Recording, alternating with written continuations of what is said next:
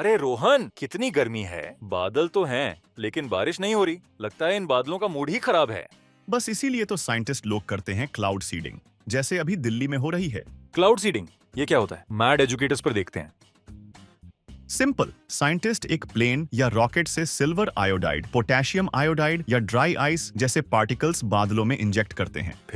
फिर ये particles water vapour को आकर्षित करते हैं और छोटी छोटी पानी की बूंदें आपस में मिलकर बारिश बन जाती हैं। वाह, मतलब साइंटिस्ट्स बादलों को बारिश कराने के लिए तैयार कर देते हैं। बिल्कुल, जैसे कुकिंग में मसाला डालने से टेस्ट बढ़ता है, वैसे ही सीडिंग से बादल एक्टिव होते हैं।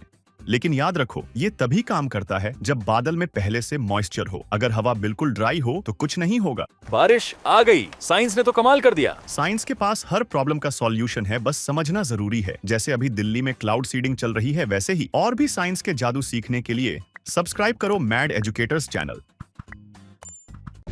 Thanks for watching. Like, share and subscribe our channel for more educational videos.